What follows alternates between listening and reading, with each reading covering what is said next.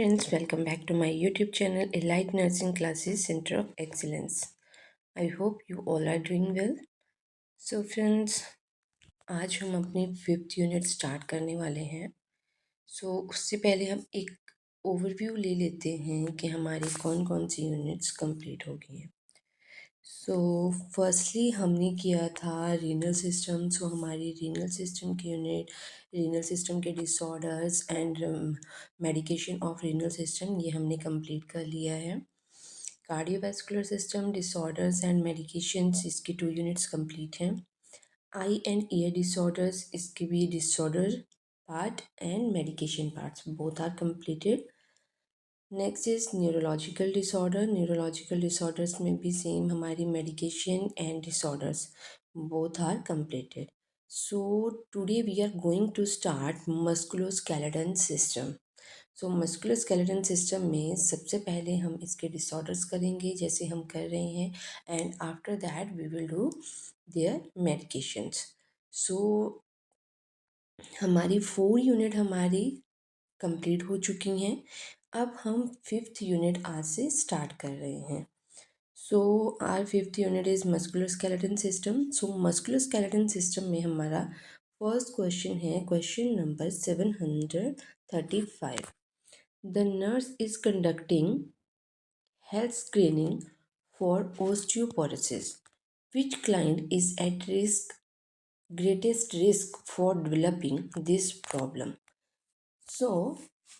हमसे क्वेश्चन में पूछा गया है कि नर्स हेल्थ स्क्रीनिंग कंडक्ट कर रही है for osteoporosis. Which client is eight highest risk for osteoporosis. Highest risk पे, ग्रेटेस्ट रिस्क पे कौन से पर्सन होते हैं फॉर ओस्टियोपोरोसिस. इसके लिए हमें ओस्टियोपोरोसिस के रिस्क फैक्टर्स पता होने चाहिए कि कौन कौन से पर्सन रिस्क पे होते हैं ओस्टियोपोरोसिस पे, राइट. ओस्टियोपोरोसिस में firstly is the advance age. अगर एडवांस एज है तो वो पेशेंट ज़्यादा रिस्क पे होते हैं as compare to young people, right. And females are more prone to osteoporosis than male, right, due to hormonal changes, right, and due to their dietary, due to their lifestyle, right. तो उसकी वजह से female ज़्यादा risk पे होती हैं, right. Menopause. After menopause there is a risk for there is a greater risk for osteoporosis. And low calcium, अगर low calcium है देन ओस्टियोपोरोसिस होने के ज़्यादा चांसेस होते हैं. एंड स्मोकिंग, एल्कोहल, अगर सिडेटरी लाइफस्टाइल है, स्टेरॉयड अगर कोई पर्सन ले रहा है, एंटी कन्वर्जेंट मेडिकेशंस अगर ले रहे हैं, एंड फ्रूसामाइड अगर कोई पर्सन ले रहा है, then these are the highest risk for osteoporosis, right. हम ऑप्शंस की तरफ चलते हैं. हमारा ऑप्शन है, first option is a 24-year-old women who run. 24 year है, यंग है, एंड जो रन करती है, तो इसको तो कोई प्रॉब्लम नहीं होगी, राइट. ये बिल्कुल फिट एंड फाइन होगी, ये ओस्टियोपोरोसिस के रिस्क पे नहीं होगी, right. A 36-year-old man who has asthma. 36 year, young है, old man who has asthma, तो इसमें भी कम चांसेस होंगे, राइट. ग्रेटेस्ट रिस्क पूछा है क्योंकि अस्थमा के पेशेंट को रिस्क पे हो सकता है बट ग्रेटेस्ट रिस्क पे नहीं होगा, बिकॉज अस्थमा में स्टेरॉइड्स हम पेशेंट को दे रहे हैं, तो स्टेरॉइड्स वाले पर्सन रिस्क पे होते हैं, बट ये लेटर लाइफ में होगा, राइट. अभी करंटली ये पर्सन रिस्क पे नहीं है, right. A 70-year-old man who consume excess alcohol. 70 year, ये आ गई हमारी old age, man, but risk किस में होता है, फीमेल्स में, तो ये ऑप्शन भी क्या आ जाएगा, इनकरेक्ट आएगा, right. Next is a sedentary 65-year-old woman who smoke cigarette. अब sedentary लाइफस्टाइल भी है जो मैंने आपको रिस्क में बताया, ओल्ड वुमेन भी है, 65 ईयर की है, राइट. तो एडवांस एज है और जो स्मोकिंग भी करती है, राइट। सो 3 इसमें रिस्क आ गए, तो ये हाईएस्ट रिस्क होगी for osteoporosis, right. Sedentary lifestyle हो गया, एडवांस एज होगी, एंड स्मोकिंग हो गया, राइट। स्मोकिंग, अल्कोहल, लो कैल्शियम, और अगर 65 ईयर है प्लस इसमें क्या आ गया साथ में, मेनोपॉज भी आ गया, राइट। मेनोपॉज भी आ गया इसमें, राइट। तो ये भी आ गया इसमें, और सेडेंटरी लाइफस्टाइल भी आ गया, राइट। सो 65 है, कैल्शियम भी इसमें कम होगा, तो ये ज़्यादा रिस्क पे होगी for osteoporosis.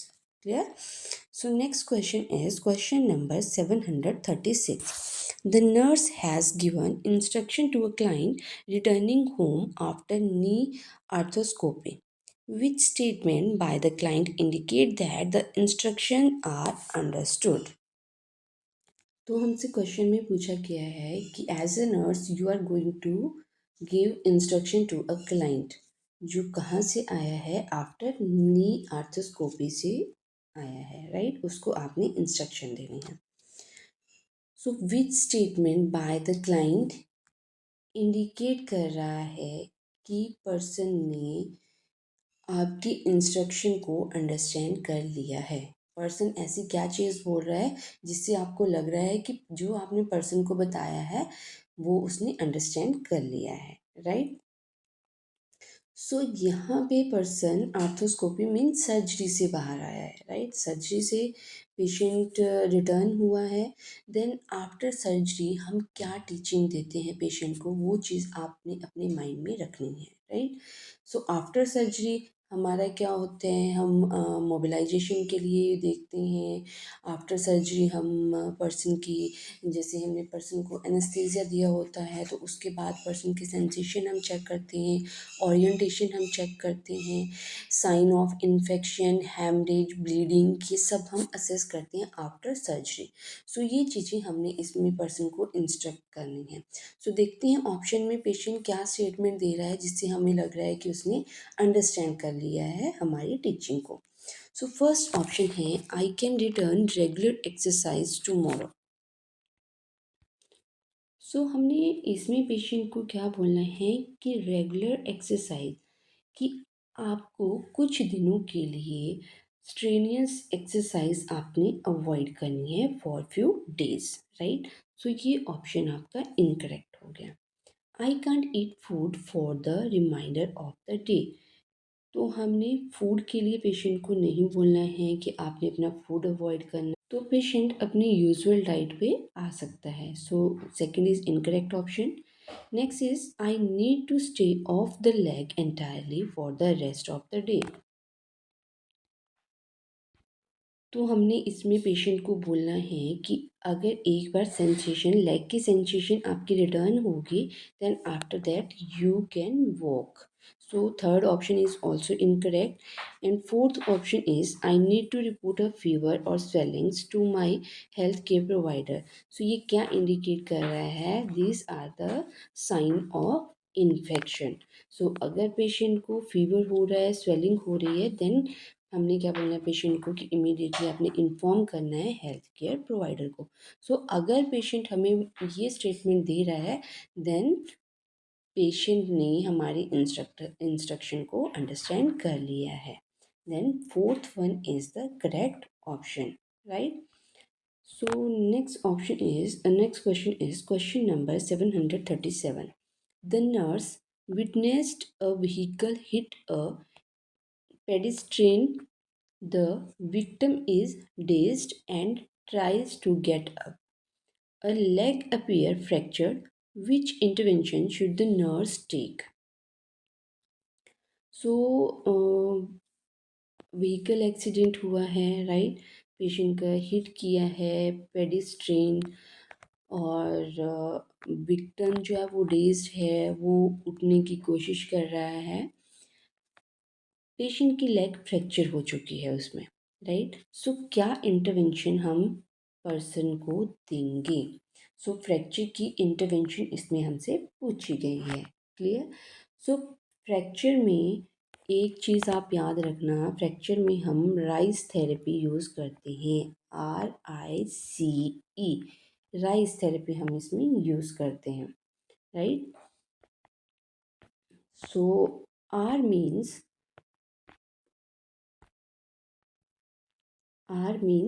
rest, I means immobilize,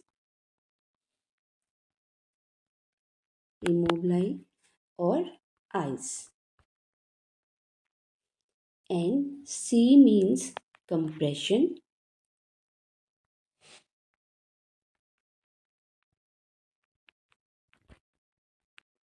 and E means elevation.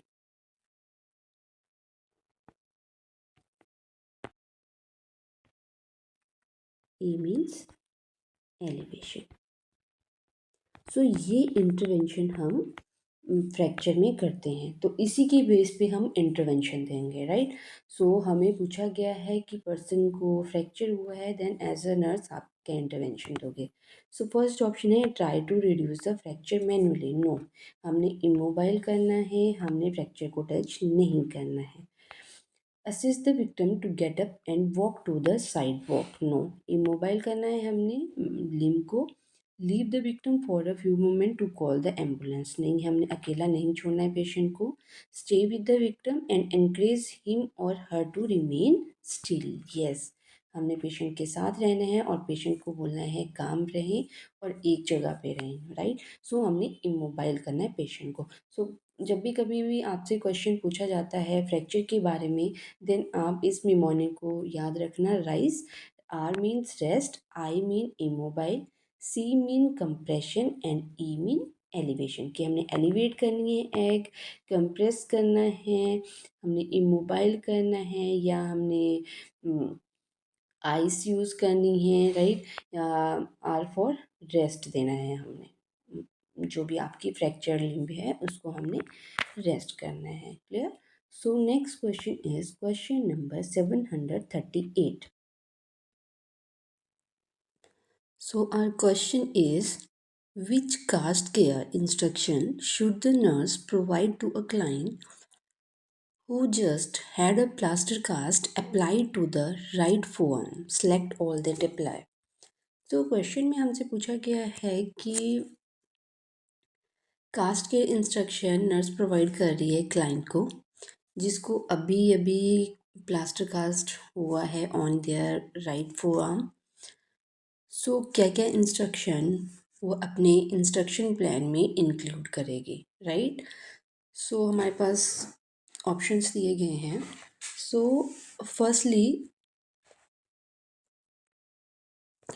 मैं आपको बता दूं कि प्लास्टर हमारे पास टू टाइप्स के आते हैं, राइट। एक प्लास्टर ऑफ पेरिस का प्लास्टर आएगा, राइट। एक सिंथेटिक आएगा, synthetic cast, right. So cast हमारे पास टू टाइप की है। ए वन है plaster and second one is synthetic cast. So जो प्लास्टर है, प्लास्टर ड्राई होने के लिए 24 to 72 आवर्स लेता है, right. And synthetic cast it will take 20 minutes to dry, right. So ये 20 मिनट लेगी और ये 24 मिनट लेते हैं ड्राई होने के लिए। सो जब भी हमने इसको ड्राई करना है, तब हमने ओपन एयर में इसको ड्राई करना है और हमेशा हमने होल्ड करना है with the help of palm, right. Palm की हेल्प से हमने इसको होल्ड करना है। क्लियर। एंड ड्राई हमने ओपन एयर में करना है, राइट। ओपन एयर में हम ड्राई करेंगे। तो ये दो चीज़ें हमने याद रखनी है कि हमने ओपन एयर में इसको ड्राई करना है एंड होल्ड करना है with the help of palm. और हमने एयर ड्रायर हमने यूज़ नहीं करना है, हेयर ड्रायर हमने यूज़ नहीं करना है। अगर हम हेयर ड्रायर यूज़ कर रहे हैं, देन हमने कूल सेटिंग में उसको यूज़ करना है, राइट। वैसे हमने अवॉइड करना है hair dryer. Clear. And most important चीज़ जो हमने चेक करनी है that is circulation, right. So हमने मॉनिटर करते रहना है फॉर सर्कुलेशन। सो सर्कुलेशन हम कैसे चेक करते हैं, आपको ये पता ही होगा कि सर्कुलेशन पर्सन की इम्पेयर तो नहीं हुई है। तो सर्कुलेशन हम असेस करेंगे कि पेशेंट को कोई नमनेस तो नहीं है, जिस भी एक्सट्रीमिटी में प्लास्टर कास्ट अप्लाइड हुआ है वहाँ पे नमनेस नहीं है, टिंगलिंग सेंसेशन तो नहीं है, राइट। एंड पेन तो नहीं है, पेशेंट को पेन चेक करेंगे, कूल तो नहीं है एरिया, राइट। स्वेलिंग तो नहीं है, स्वेलिंग चेक करेंगे, पल्स हम चेक करेंगे, राइट।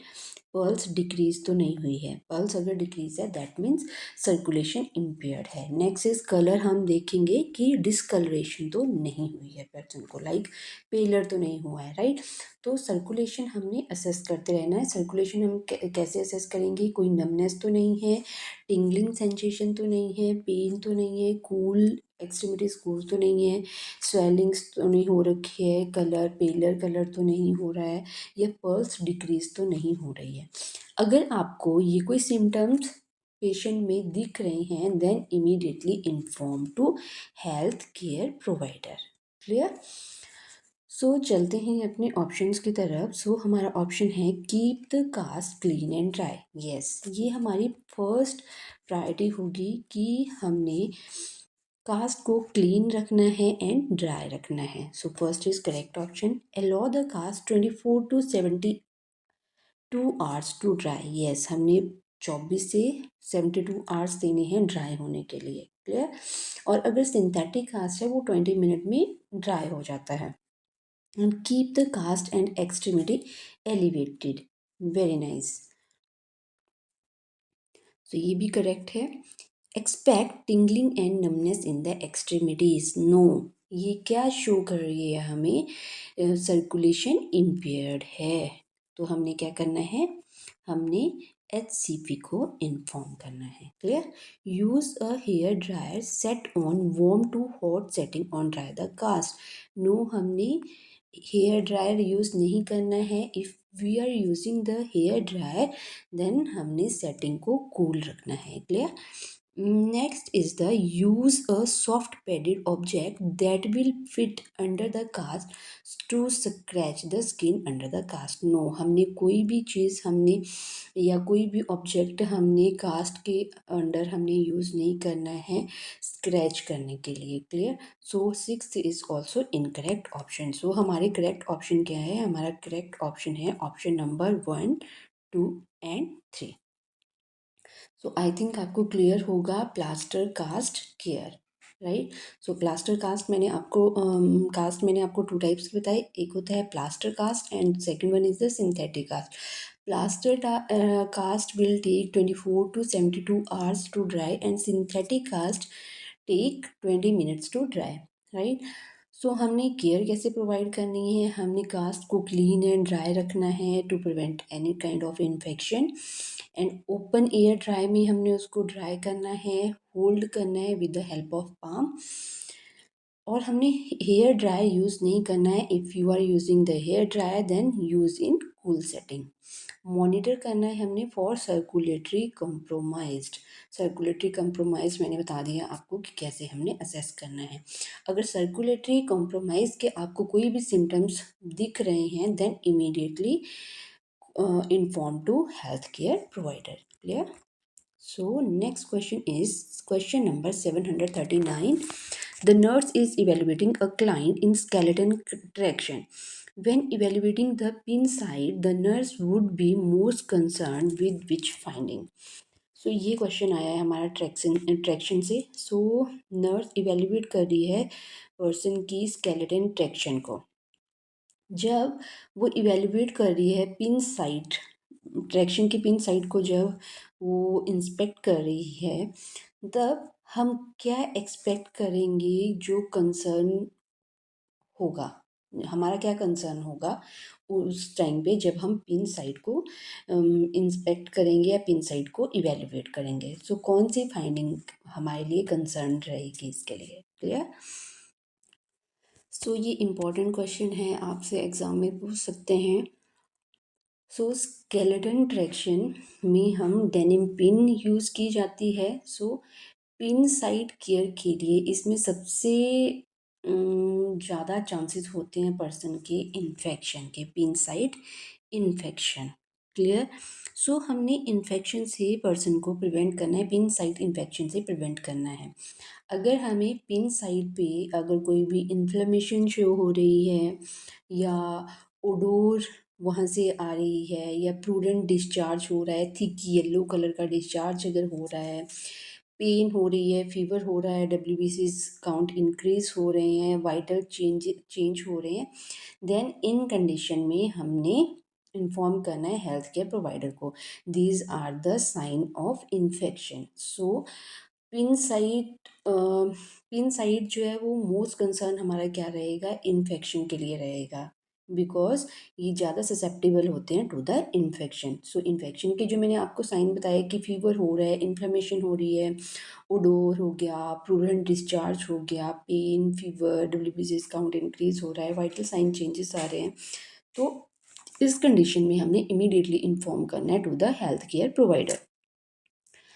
सो हमारे ऑप्शन हैं, अब ऑप्शन की तरफ चलते हैं। सो फर्स्ट ऑप्शन है redness around the pin site. So redness is the normal finding around the pin site। अगर हमारे पिन साइट है इसके अराउंड रेडनेस एक्सपेक्टेड है, राइट? सो ये कंसर्न की बात नहीं है। Second one is the pain on palpation at the pin site. जो पिन साइट पे आप पैल्पेट करोगे तब तो पेन होगा ही। जब पेन सिवियर होगा कि बिना टच किए भी पेन हो रहा है, देन वो कंसर्न की बात होगी। सो ये भी नहीं होगा। Thick yellow drainage from the pin site. Yes, अगर थिक येलो ड्रेनेज हो रही है पिन साइट से, दैट मीन्स इन्फेक्शन पर्सन को हो रहा है। तो इस कंडीशन में हमने इन्फॉर्म करना है to the health care provider. Fourth option is clear watery drainage from the pin side. So clear watery drainage is the normal finding, right? So serious drainage is normal in pin side, right? So fourth one भी normal finding है, second one भी normal finding है, first one भी normal finding है। So हमारे infection कौन C option हमें infection के बारे में बता रहा है? Option number 3, thick yellow drainage from the pin side. Clear? So pin side में स्केलेटन ट्रैक्शन में का अगर कोई क्वेश्चन आता है पिन साइड को लेके, तो पिन साइड में पर्सन ससेप्टेबल होता है to the infection. So infection के साइन एंड सिम्टम्स आपको पता है। क्लियर? सो नेक्स्ट क्वेश्चन है question number 740। The nurse is assessing the casted extremity of a client, which sign is indicative of infection. So last question था हमारा skin traction में pin site infection का। अब हमारा क्वेश्चन है casted extremity infection का। Clear? So both questions are most important. Sometime directly भी ये क्वेश्चन पूछे जाते हैं, एज इट इज़ यहाँ से पूछे जाते हैं। So nurse is assessing the casted extremity of a client. वो असेस कर रही है एक्सट्रीमिटीज़ को, वो जो कास्टेड है। सो कौन से साइन नर्स को इंडिकेट कर रहे हैं कि पर्सन को इन्फेक्शन हुआ है? Clear? So sine and symptom of infection under the casted area include, कौन कौन से इंक्लूड होंगे इसमें? लाइक ओडोर, जैसे मैंने आपको पहले सिम्टम्स बताए, ओडोर अगर वहाँ से आ रही है, या ओडोर और प्लूरेंट डिस्चार्ज हो रहा है, राइट? रेंट डिस्चार्ज अगर हो रहा है तब भी ये इन्फेक्शन शो करता है। Clear? Presence of hot spot, right? Hot spot अगर प्रेजेंट है then it indicate the infection. Hot spot कैसे होगा? हॉट स्पॉट मीन्स एरिया वहाँ पे वॉर्म होगा देन अदर एरियाज के according. Clear? Then it means person को इन्फेक्शन हो रहा है। क्लियर? सो हमारे ऑप्शन हैं डिपेंडेंट एडिमा। एडिमा स्वेलिंग जो है वो नॉर्मल होती है जब कास्ट अप्लाई करते हैं। क्लियर? तो कास्टेड में और हमसे इसमें इन्फेक्शन पूछा गया है तो ये इससे रिलेट नहीं कर रहा है, एडिमा इन्फेक्शन को शो नहीं कर रहा है। That mean first option is incorrect. Second option is diminished digital pulse. Digital pulse क्या बता रही है? ये बता रही है सर्कुलेशन को, सर्कुलेशन इम्पेयर्ड हुई है, तो ये हमें इन्फेक्शन नहीं बता रही है। Third one is presence of a hot spot on the cast.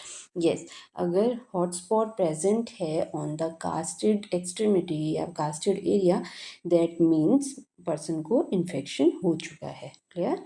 Coolness and pallor of the extremity, ये भी हमें क्या बता रही है, ये भी हमें इम्पेयर्ड सर्कुलेशन बता रही है।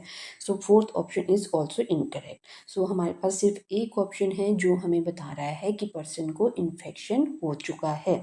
सो हमसे क्वेश्चन में भी यही पूछा गया है कि कौन सा साइन इंडिकेट कर रहा है कि पर्सन को इन्फेक्शन हो चुकी है to the casted extremities. So presence of a hotspot on the cast, या इसकी जगह ये भी हो सकता है कि प्लूरन डिस्चार्ज हो रहा है या पर्सन को फीवर हो रहा है। सो ये चीज़ें भी इसकी जगह हो सकती थी। क्लियर। सो नेक्स्ट क्वेश्चन है question number 741। A client has sustained a close fracture and has just had a cast applied to the affected arm. The client is complaining of intense pain. The nurse elevated the limb, applied an ice pack, and administered an analgesic. With little relief, which problem may be causing this pain? सो हमसे पूछा गया है, client है sustain close fracture person को हुआ है, cast applied किया गया है अफेक्टेड आर्म में।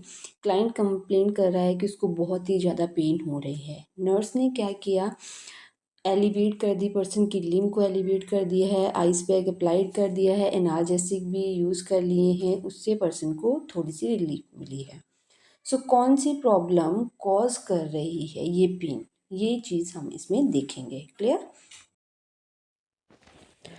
अगर फ्रैक्चर में पेन हो रही है after applying rice therapy, that means person को सर्कुलेटरी कॉम्प्रोमाइज़ हो चुका है, राइट।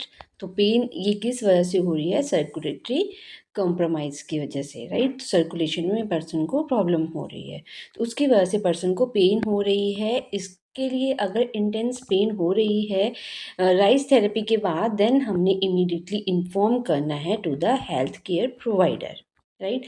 बिकॉज यहाँ पे पर्सन को फ्रैक्चर हुआ है, कास्ट भी अप्लाइड है, कास्ट अप्लाई होने के बाद रेस्ट भी पर्सन को हमने दे दिया, आइस बैग भी हमने अप्लाइड कर दिया, एंड हमने एनाल्जेसिक भी पर्सन को दे दिए, लेग को भी एलिवेट कर दिया, उसके बाद भी पर्सन को पेन हो रहा है, राइट।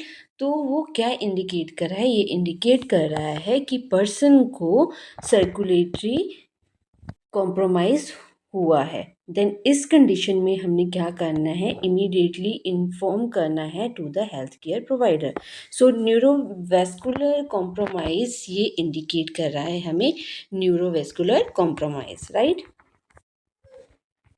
तो हमने क्या करना है, इसको हमने इन्फॉर्म करना है to the health care provider. So हमारे ऑप्शन है option number 1, infection under the cast. अगर इन्फेक्शन हुआ है तो पेन के साथ अदर सिम्टम्स भी पर्सन को शो होने थे, लाइक पर्सन को फीवर होना था, तो ये एसोसिएटेड नहीं है पेन से। Next is the anxiety. Anxiety normal है, तो एंजाइटी पेन की वजह से एंजाइटी पर्सन को नहीं हो रही है, right. Impair tissue perfusion, right. So tissue perfusion की वजह से क्या हो रहा है, पर्सन को पेन हो रही है। सो मीन्स न्यूरोवेस्कुलर कॉम्प्रोमाइज हुआ है। The recent occurrence of the fracture. So recent occurrence of fracture में पेन होती है, बट वो पेन रिलीव हो जाती है after applying the rice therapy. But यहाँ पे पर्सन को हमने राइस थेरेपी अप्लाइड कर दी, बट उसके बाद भी पर्सन को पेन कॉन्टिन्यूशन में हो रहा है। दैट मीन्स पर्सन को टिश्यू परफ्यूजन इम्पेयर्ड हो चुका है। क्लियर। न्यूरोवेस्कुलर कॉम्प्रोमाइज पर्सन में हो चुका है, देन हमने इन्फॉर्म करना है to the health care provider. So आज के लिए इतना ही। नेक्स्ट क्लास में हम करेंगे नेक्स्ट क्वेश्चन। तब तक के लिए बाय बाय।